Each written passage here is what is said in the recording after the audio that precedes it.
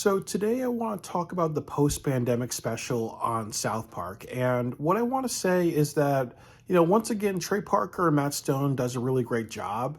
And also, I want to say that I reviewed that I just watched part one, and this is just a review for the part one pandemic special. And long story short, this is like 40 years into the future in South Park, and they visit Kenny's funeral, and then at the end of the episode, they're trying to like solve, how did Kenny die, and they have to get in touch with this man named Victor Chow, which is Butters in the future. And there's a lot of things that I have to say about this. That I think there's a lot of really powerful themes within this. When I watch this whole like episode, I think that there are a lot of themes like in the future how you hear Trey Parker's voice mention the future a lot of times. Sometimes in our society or in social media, we always repeat the same phrases. So there's a lot of like issues of repetitiveness. You go to South Park and there's no police officers, so it's like there's a sense of lawlessness because you know there are people who believe in defunding the police because of all the unjust racial shootings and all that. So that could extend into like no police in the future. And then as consequences, you see people shoot people in the head over groceries. You see like dogs get glasses, a dog optometrist. So, maybe in the future there are things like, making animals more of a priority than human beings. And then also, you see Stan with Alexa, and Alexa, like instead of like the Amazon device, now it's an actual hologram of a person. So obviously, artificial intelligent relationships. And then there's people like Stan, who grows up and becomes an alcoholic. There's a sense of him having Alexa as a relationship because he can't get a real woman because he's definitely very center focused, just like his father is. And also too that you look at the kids in South Park 40 years in the future, like the young kids, they're all like have virtual reality glasses. So we're in the age of social media, and an extension of that could be like kids are obsessed with virtual reality or virtual world versus actual human communication. So there's more of a sense of antisocial behavior or not learning from life through actual engagement. And I also will say that, when I look through the episode, that, I think like the other themes as well is that, the Moderna Center, like saying like, in this alternate reality, like Moderna makes so much money, just like Amazon, like look at how Amazon makes movies, Netflix make movies that are now nominated for the Oscars. Moderna will become another like multi-brand monopoly where you see it everywhere, and theater centers and whatnot. And I think that's all I really remember. And I also think that it's interesting to see the characters in the future, because in this version of the future everybody is miserable except for Eric Cartman. And I know what happens because I've seen the reviews about what happens to Eric Cartman in the universe that they change it to. Eric Cartman goes from being a rabbi and having a lot of great things to just being homeless and drunk. And a lot of people didn't like that because they felt that was like too cruel of a fate, because you see this whole like two-parter with him learning and becoming a good human being, So I think that, a theme through Eric Cartman's character, I'm going to mention it now, not in the next video because I may forget, is that, he kind of symbolizes, human beings in general. I think that we all have a choice to not just make the future better for society, but better for ourselves. Cartman is a character that is a spoiled brat, and more than likely what probably happened to him while he was a teenager is he's done enough to push his mother away, or his mother must possibly is dead, or wants nothing to do with him. So Cartman's on his own, and then he develops drinking and alcohol issues. And that's how he ends up homeless in the world that they change. But also, in this alternate reality, where he becomes a Jewish rabbi and meets a good woman, I think what's mentioned in the second part is that he moves out of South Park, and that's when his life changed for the better. So there could be a sense of Trey Parker and Matt Stone's message of two things. One is like how we all need to look at the present day and we need to be accountable for our actions, or we need to be accountable for the environment that we're in or changing it so we don't end up like Eric Cartman, because that's easy for a lot of people. And personally, I will say this, that when I graduated college, I thought I was going to be this very famous artist and very famous filmmaker, but I'd had depression, I had a lot of very serious issues, and I also had a lot of like behavior I needed to change about myself. But for a long time, I lived with my brother and I still live with my brother, and I've not really progressed that much. But it's came from two things. Yes, I've dealt with very serious depression. And also, I probably had to learn early on that it doesn't matter your mental health or whatever. Nothing changes unless you progress yourself, and nobody gives a fuck about your mental health issues. So when I look at South Park, I kind of say, I look at how many 6 or 7 years of my life, I could have worked hard and persevered and achieved a lot of great things. And maybe over that period of time, I would have been less miserable. But I think that one of the reasons why I didn't choose to make my life better was because I was always in environments of, the best way to respond to bullying, sexual harassment, racism and violence is for me to just put on a suit and tie and run down the street and get a better job or throw resumes at people, never really taking in the abuse that's happening to me. But I've learned in my life, I know this is a bit of a tangent, in my life, that as you are being more successful and as you are learning how to progress yourself, you're also progressing yourself as a person by not allowing yourself to get taken advantage or abused by people. So if I kind of learn, so now since I know that, I know like, when I look at the future, let's say if South Park 40 years, okay, so in 40 years I'm 75, I know that the next 40 years of my life is going to be better because I've learned a lot of things now. So I think Cartman's character is a forewarning to a lot of people who are younger about like, it's not just, how the world is going to change for better or worse in 40 years. It's also how you are going to change and your impact on the world as well. And ultimately, we can look at the future and think about how COVID is going to impact all of us.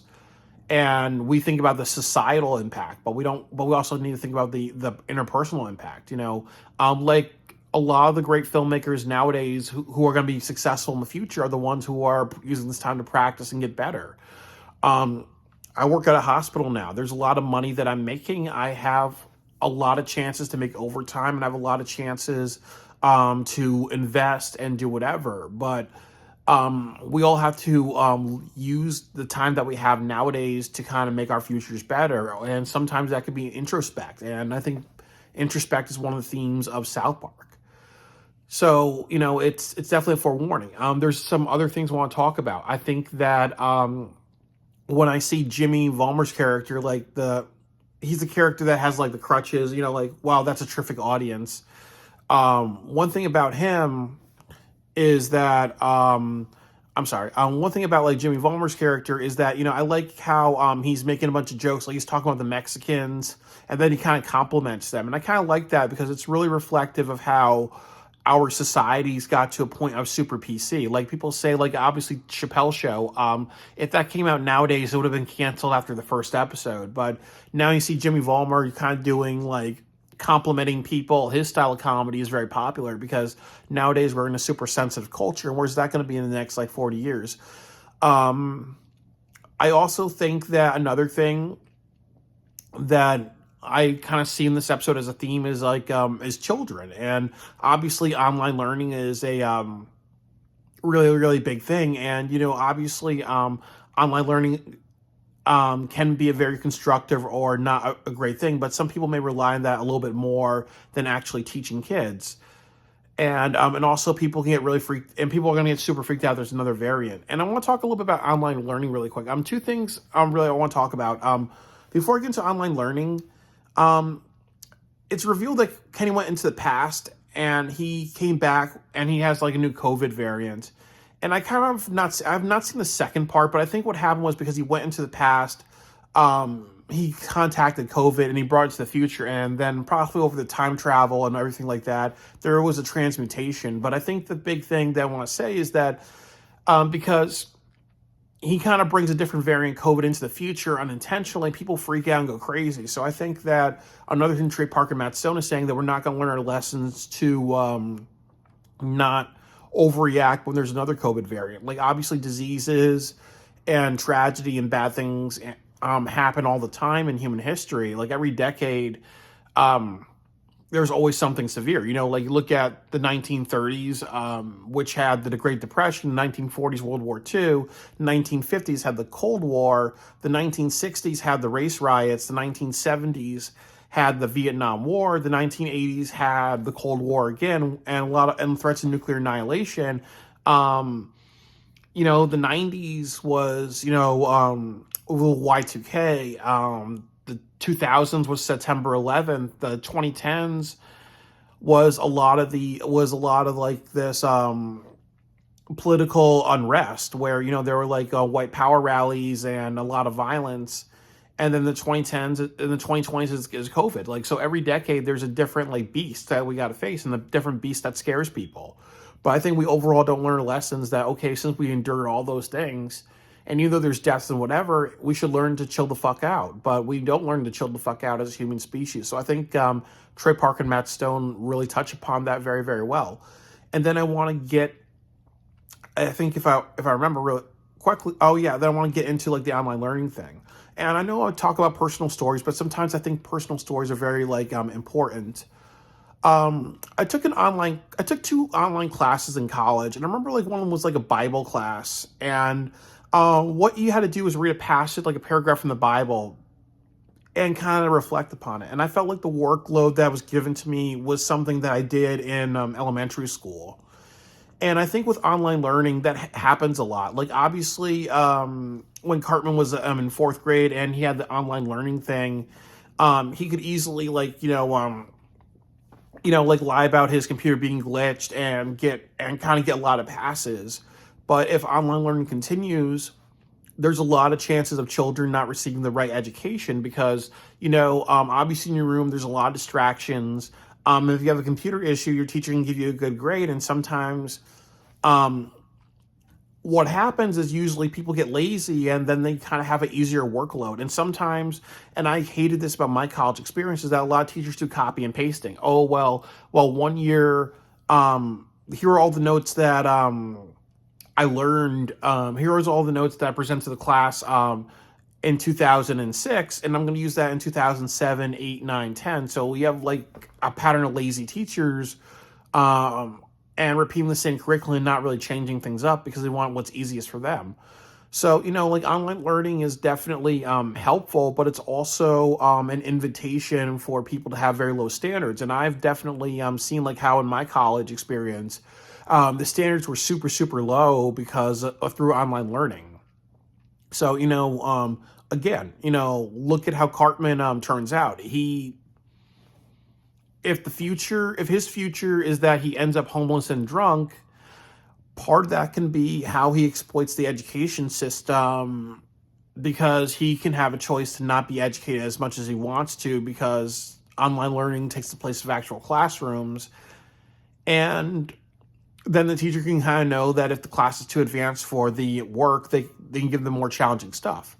So I think that, overall in this video, I like that I'm talking more about the thematic stuff instead of actually telling you what happens because it just wastes some time. But I think there's a lot of very powerful thematic elements within the first part of South Park on the pandemic special. And I really, really like this. I think a few quick things I'll say is that there's really amazing writing. I like how almost like in every scene, there's something that hooks you. Like when you first watch it, you're kind of seeing South Park in the future. And then you actually realize it's actually television. You zoom out, you see Stan, then you see Kyle. And then they reveal that Kenny's dead. And then you see Jimmy at a late night talk show. So I think it's Jimmy Kimmel. Then it's Jimmy, the kid with like a physical handicap. And then later on, there's Cartman. So each scene, they kind of give you something very, very interesting to hook you to. And they do that in The Sopranos very well, where every scene they hook you. And also like in The Sopranos, because I think The Sopranos like popularized the style of, you know what, you spend a couple of minutes with this character, and then it takes you away to another character, and you spend time with that character, and then takes you back to another thing. So there's a lot of just different like subplots, but it gives you enough. It's like vignettes that all like intertwine together very well. The Quentin Tarantino Pulp Fiction nonlinear storytelling, like are cutaways, but I like cutaways done well, not cutaways done like Family Guy.